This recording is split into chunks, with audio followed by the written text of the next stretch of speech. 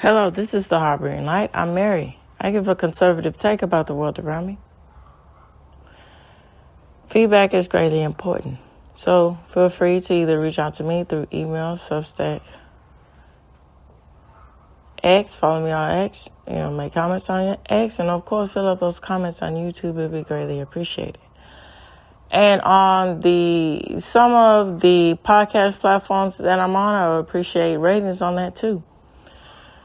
All right, so to list off a few: Spreaker, Spotify, iHeartRadio, Pandora, Amazon Music, Deezer. All right, so this episode is all about sweetening food.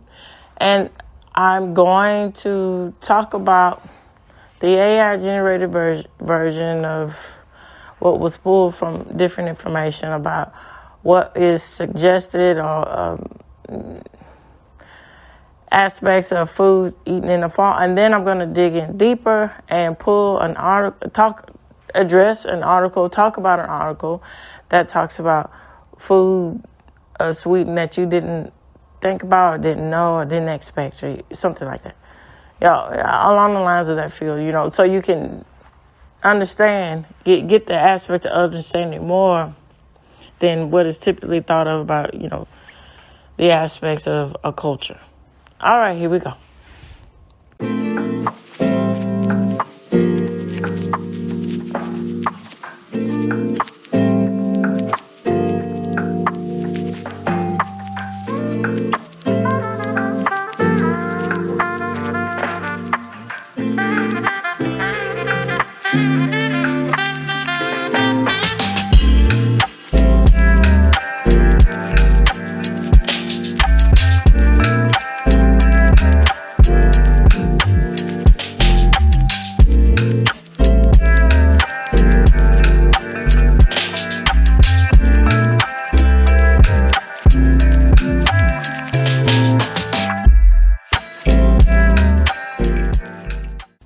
Okay, thoughts before I jump right in. So, I say conservative perspective, but that means a lot of things. And it means quite different things to a lot of different people. To me, conservative perspective means doing your best to see things objectively. And I think that if you move yourself through life that way, you can have the opportunities to really, it's okay, I'll pick it up for you. You really have the opportunity to see life for what it is, and you really have the opportunities to appreciate things too. I have more appreciation. So what am I saying about this? So, growing up, seeing, experiencing, understanding things, and specifically growing up being a 90s kid here in the 2000s, it was one of those eras that it was ever changing, especially with the aspects of technology and the aspects of culture and what, as far as pop culture was moving, that things weren't the same day to day, fast paced, trying to do, trends were in and out and everything. So when you have a real sense of balance of, my whole point about this is when you really have a sense of, that's true to know thine self is very divine. So when you get the aspects of getting a point in your life, when you understand that, when you understand who you are, when you really want to understand and see things for what it is and not paint a picture or a fantasy or a notion about something, it can really ground you. And really, from that, you get a lot of peace and harmony. And then it's not so much turmoil or division. And I think that's a lot of the issues that we are facing in these ever-changing presence that we're living in today in our culture, that it's too much misunderstanding. I mean, that's kind of basic to say, But, it's more to it than that, because it's more, some people are just one of those, have that contrarian aspect that they always want to be the person in the room that's right.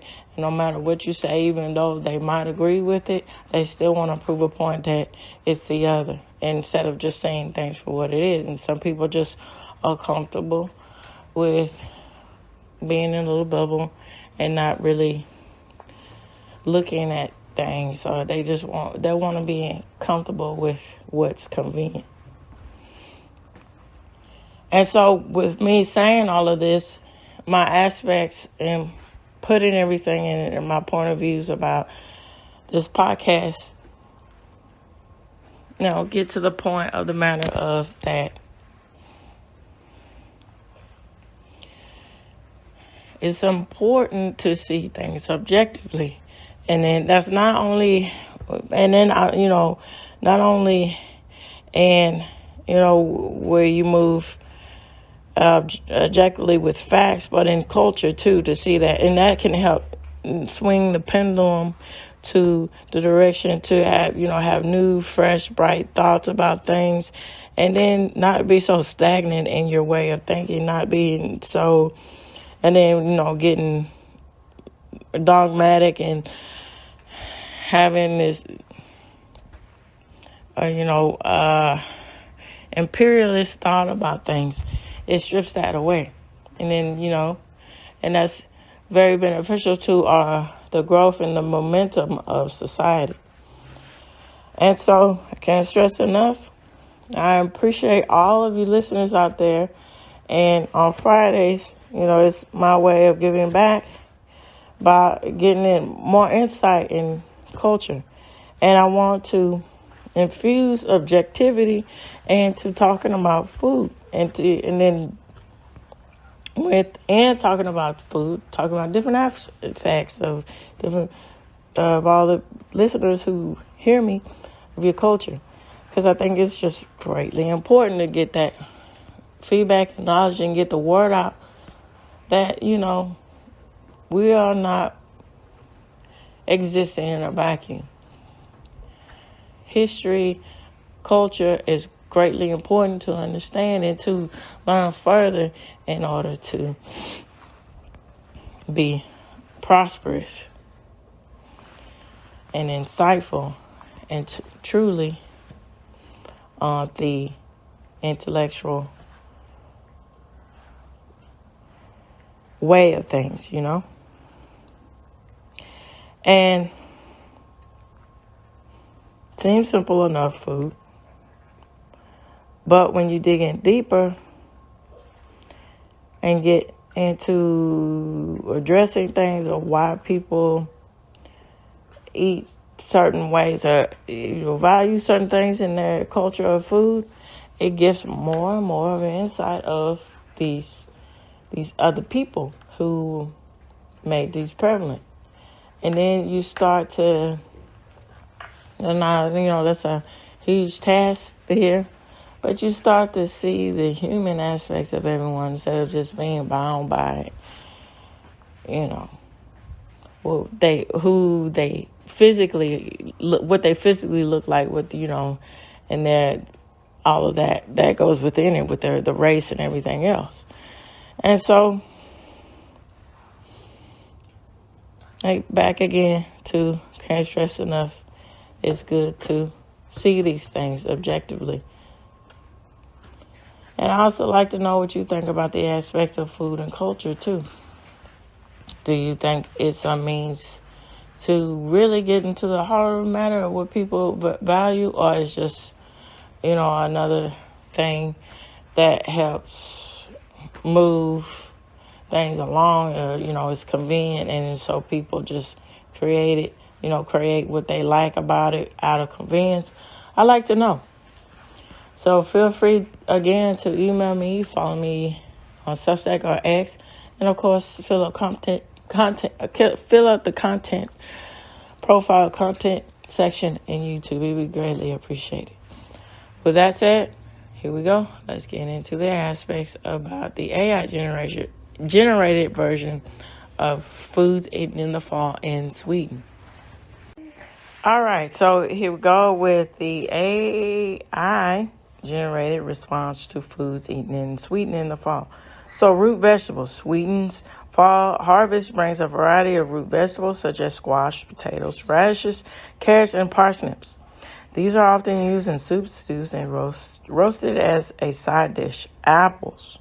Apples are a classic fall fruit in Sweden, and they are often used in desserts like pies, cakes, and preserves. There's a fine artistry with preserving. It brings me back to my grandmother and my father's mother. She would show me and teach me different things about preserving and the time and the dedication that it takes to preserving. It's quite, it's just an art form to me. It's spectacular. So they also enjoy fresh or dried. Let me say that one more time. They are also enjoyed either fresh or dried as a snack. Good job, baby. Okay. All right. So pears. Like apples, pears are a popular fall fruit in Sweden. They're often poached in spices like cinnamon, vanilla, and served with whipped cream. And Legon berries are available throughout the year, but they're particularly abundant in the fall. They're often used in jams, preserves, and sauces to accompany game meats, stews, and porridges. And then, that's interesting, too, when hunting as far as meat different animals. And it's quite neat in that whole aspect of hunting for your food. So sausages, it goes with, that's part of the tradition of Swedish fall foods. It's often served with boiled potatoes, pickles, beetroots, and sweet and spicy mustard.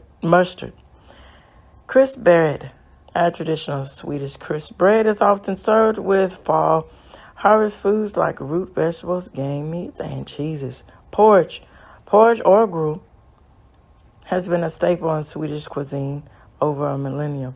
Now, that's quite interesting with the aspects of gruel, particularly with literature. Early literature was a part of the defining aspects of a culture. So gruel, and in a lesser extent, is seen as something that's not very. Let's say there's not a lot of love put into it. That it's seen as something that's a poor people food or something, or there's something that's just not of, divine, quite not divine, but required, that it takes required taste, or it's not refined enough, to be a part of popular culture. And it's quite interesting to see how that transcend the transition of that into another culture. And then, me mentioning Charles Dickens, it was Oliver Twist, when these images of him saying, "May I please have some more gruel," really what it was. And then, being downtrodden and gruel every day, that's something that's really not,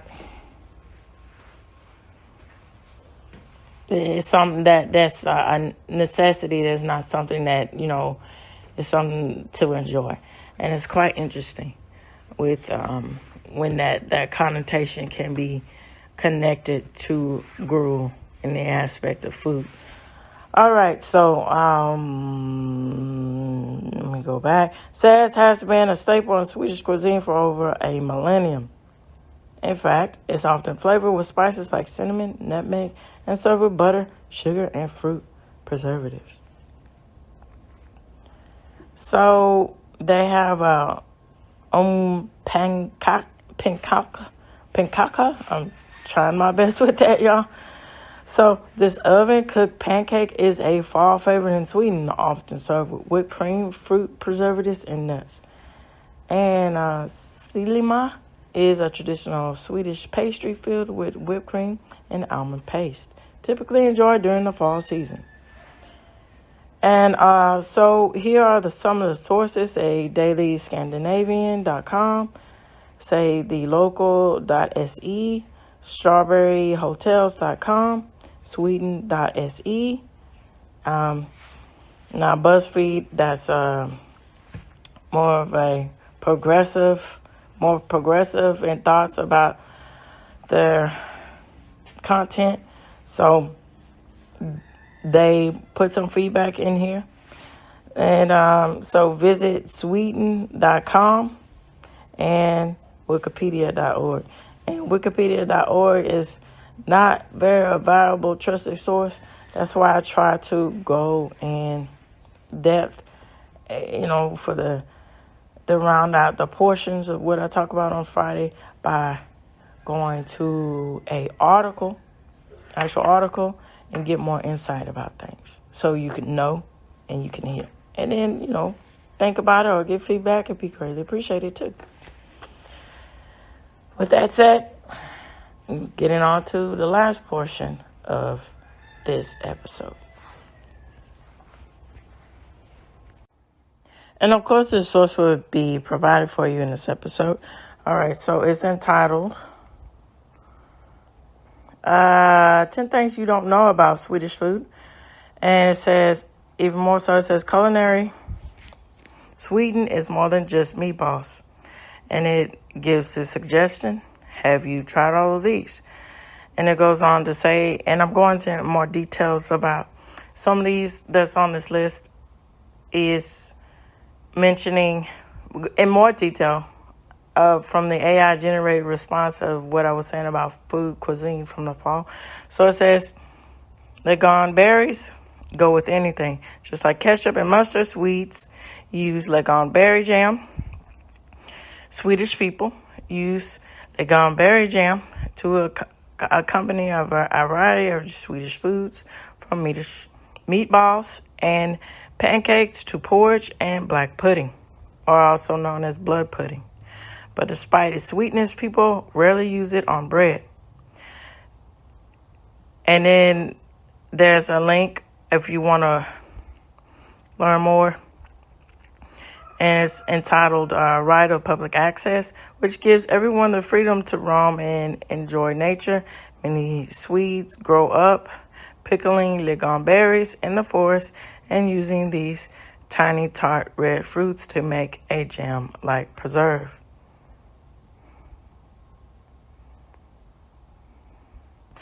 All right, pickled herring. And it's funny saying the center of a smorgasbord, making reference to which is what that comes from, originates as Sweden as smorgasbords, as the aspects of buffets. But that's a interesting spin on it. Little witty humor there. You might swap meatballs or mini sausages or pick cured salmon rather than smoked. But your smorgasbord wouldn't be complete without pickled herring. This fishy flavor remains the basis of every typical Swedish buffet. Swedish people have been pickling since the Middle Ages, mainly as a way of preserving the fish of storage and transportation. See? And that's quite unique, making the aspect known that out of survival mechanisms, out of adapting to the environment that you're living in, what do you do with the sources that are provided to you? What do you do as far as your source of energy, which is food? What do you do? And coming up with the thought process to preserve is quite, it's just innovative, and it's just linking to the impact of the ingenuity of the human mind, what who wants to, when faced with challenges, what solutions do you come up with? And I like that. So, says pickled herring comes in a variety of flavors: mustard, onion, garlic, and dill, to name a few. People often eat it with boiled potatoes or sour cream, chopped chives, sharp hard cheese, sometimes boiled eggs, and of course, crisp bread. Crisp bread. So in addition to bread and butter, you'll often find a type of crisp bread served alongside your main meal. This is what Swedish people tend to reach for. Once considered poor man's food, Swedish people have baked crisp bread for over 500 years. Crisp bread can last for at least a year if stored properly and remains among the most versatile edible products. Crisp bread comes from a variety of shapes, thickness, and flavors, with entire store shelves devoted to it. People top it with anything from sliced boiled eggs with caviar, tube caviar for breakfast, to ham, cheese, cucumber slices for lunch, to just plain butter as a side dish for dinner. Open sandwiches. When you order a sandwich, don't be surprised if it involves just a single slice of bread, the typical Swedish type of open sandwich. The Swedish concept of open sandwiches dates back to the 1400s, when people used thick slabs of bread as plates. In Sweden, the shrimp sandwich remains the optional fit for a king. Piled high with a mix of boiled egg slices, lettuce, tomatoes, and cucumbers, the Swedish often top this with seafood snacks with a creamy cream blend with dill, spring, and roe. Shrimp sandwiches are often an integral part of Swedish culture. They inspired a popular saying, which says, this is the literal translation. It says, "Gill in on a shrimp sandwich," but roughly is corresponding to the expression "get a free ride," meaning to get an advantage without having done anything to deserve it. So, money for nothing with dire straits aspect of that. That's quite interesting. So, many Swedes grow up to eating pea soup and pancakes every Thursday. So the Swedish Armed Forces have upheld this tradition since World War II. What its true origins are widely debated, from Catholics not eating meat on Fridays, thus filling up on pea soups on Thursdays, to pea soup being very easy to prepare by the maid servants who would work half days on Thursdays. The tradition has well stuck.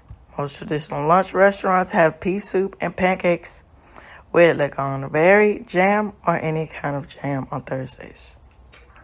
So, the Prinsesstårta, a royal indulgence. Coloring with the window displays of bakeries throughout Sweden, and the all-time favorite green princess cakes, Prinsesstårta, is topped with a bright pink sugar rose. This cake has layers of yellow sponge cake lined with jam, vanilla, and custard. It is filled off with a heavy topping of whipped cream. It is then carefully sealed with a thin layer of sugary sweet green marzipan. And marzipan,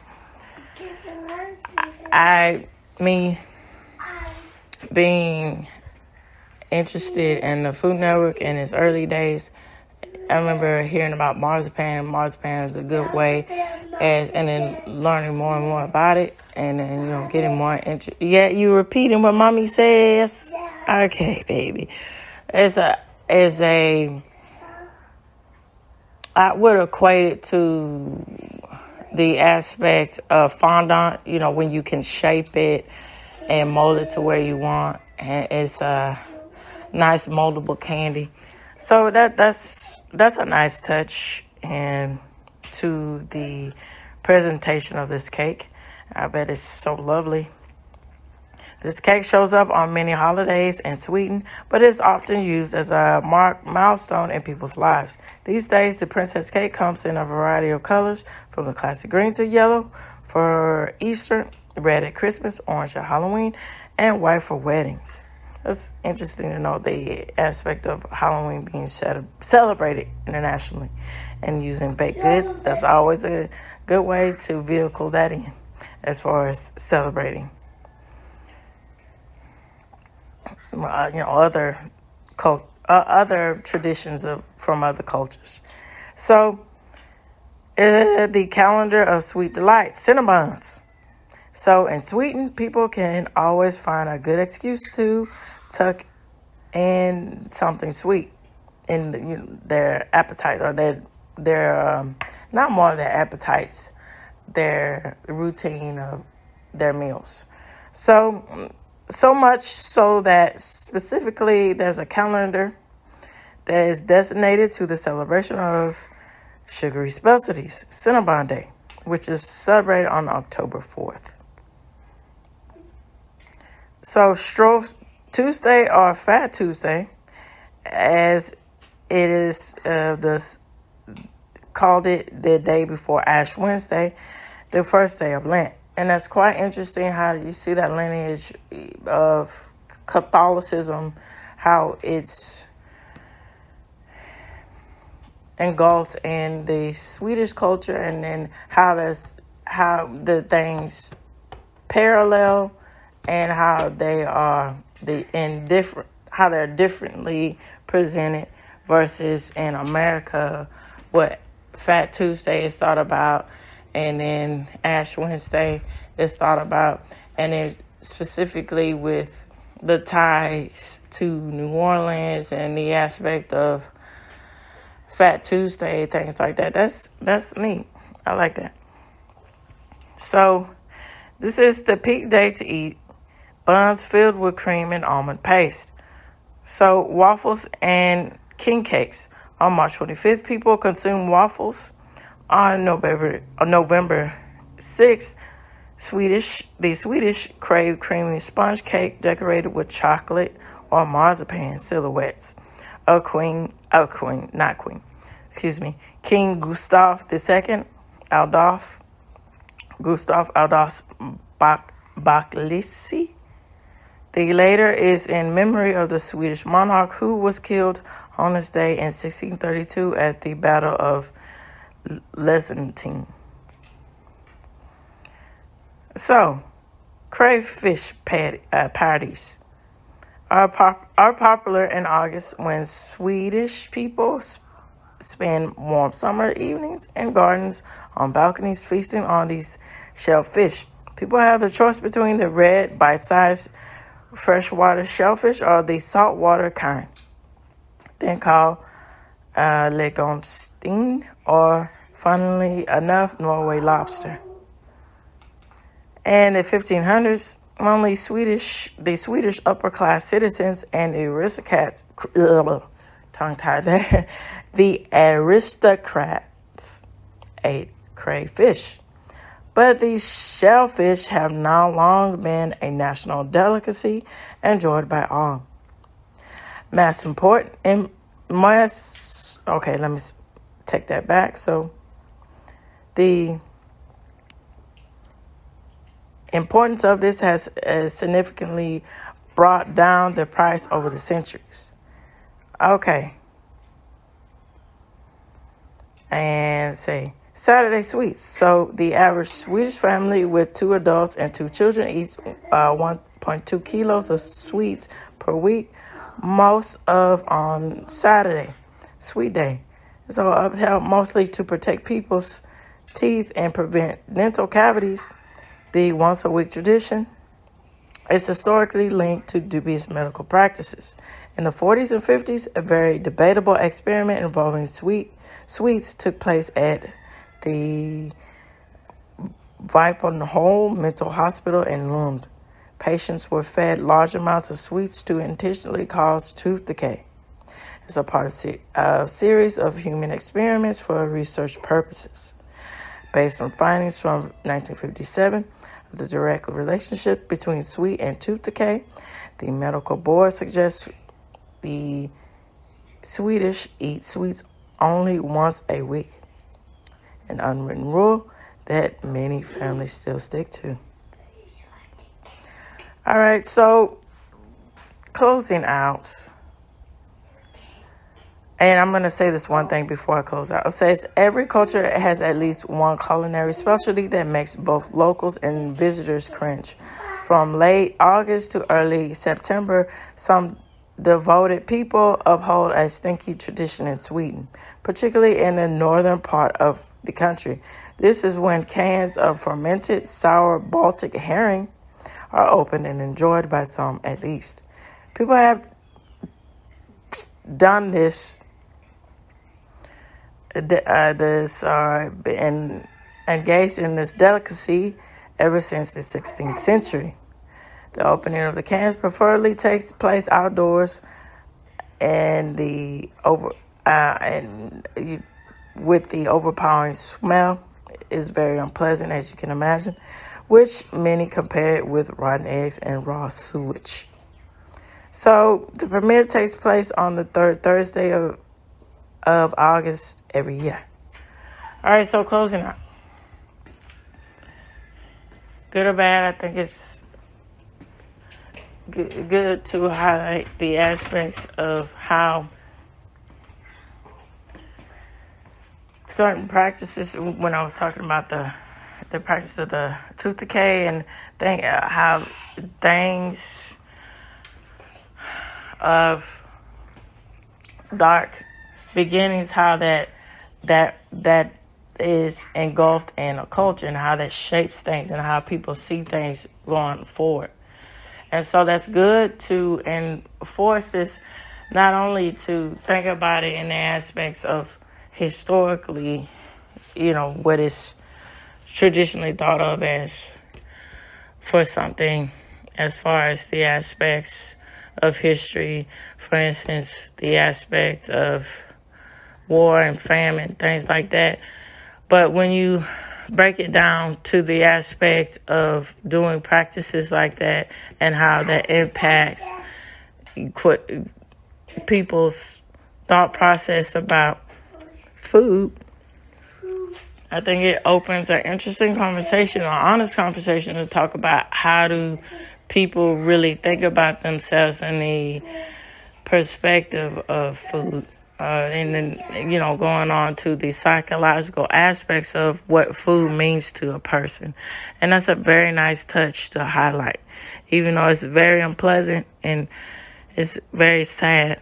But again, it's good to talk about these things and present these things and have that. So it opens up for debate and opens up for much needed conversations about the aspect of how people think about food instead of shying away from it, With that said, this reaches the end of the Harboring Light.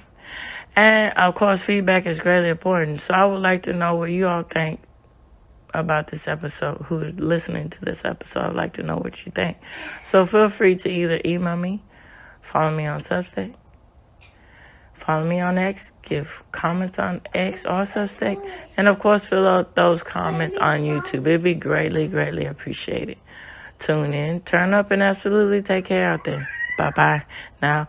And early to you, happy Thanksgiving to one and all. Bye-bye. Are we on time?